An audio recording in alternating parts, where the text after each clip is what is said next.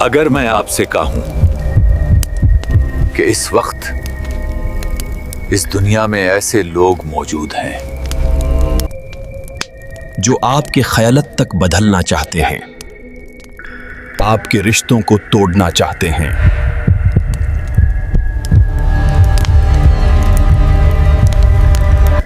اور آپ کی زندگی پر اثر ڈالنے کی کوشش کرتے ہیں، بنا آپ کے چاہتے ہوئے تو کیا آپ یقین کریں گے؟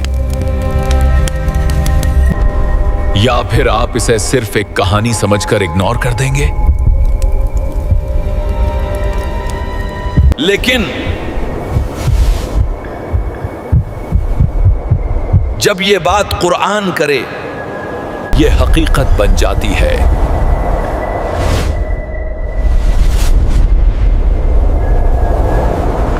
جادو صرف کہانی نہیں، ایک حقیقت ہے۔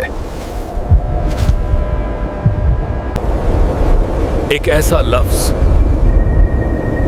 جسے سنتے ہی انسان کے ذہن میں خوف، کچھ لوگ اسے جھوٹ سمجھتے ہیں اور کچھ لوگ اس سے اتنا ڈرتے ہیں کہ اپنی زندگی اس کے حوالے کر دیتے ہیں۔ لیکن سچ کیا ہے؟ قرآن اس سوال کا جواب دیتا ہے، لیکن وہ جواب اتنا سیدھا نہیں۔ قرآن پاک میں سورہ البقرہ آیت 102، یہ وہ جگہ ہے جہاں جادو کا ذکر سیدھا ہوتا ہے، جہاں بتایا جاتا ہے کہ لوگ ان چیزوں کی پیروی کرنے لگے جو شیاطین انہیں سکھاتے تھے۔ یہاں ایک بہت بڑی سچائی چھپی ہے۔ جادو کوئی فن نہیں، یہ ایک سسٹم ہے، ایک ایسا سسٹم جو انسان کو دھیرے دھیرے حق سے دور کرتا ہے۔ تفسیر ابن کثیر کے مطابق یہ علم لوگوں کو گمراہ کرنے کے لیے تھا۔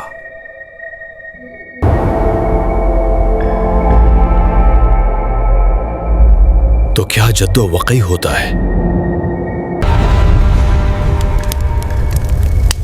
جواب ہے ہاں، لیکن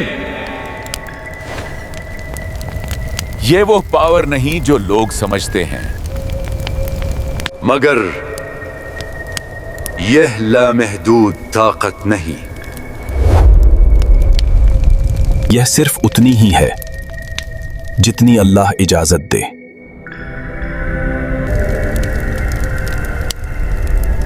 لیکن کسی کی تقدیر کو بدل نہیں سکتا،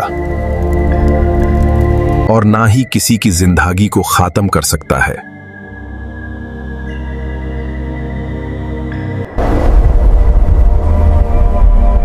یہ صرف ایک امتحان ہے، اور ہر امتحان کی طرح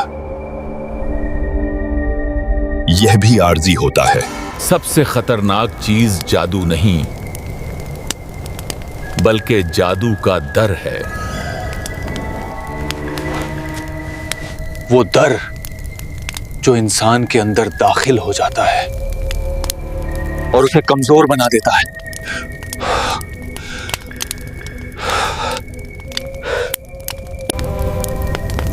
لیکن قرآن ہمیں کیا سکھاتا ہے؟ کہ اصل طاقت صرف اللہ کے پاس ہے، نہ کہ کسی جادوگر کے پاس۔ اور جب انسان یہ سمجھ لیتا ہے تو پھر کوئی جادو، کوئی سحر اس پر حاوی نہیں ہو سکتا۔ تو آج آپ نے ایک سچ سنا کہ جادو ہے،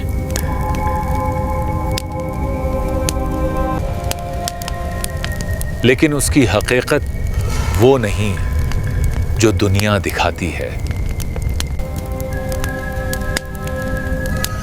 لیکن یہ ایک امتحان ہے، اور اس امتحان میں جیت اس کی ہوتی ہے جو اللہ پر یقین رکھتا ہے۔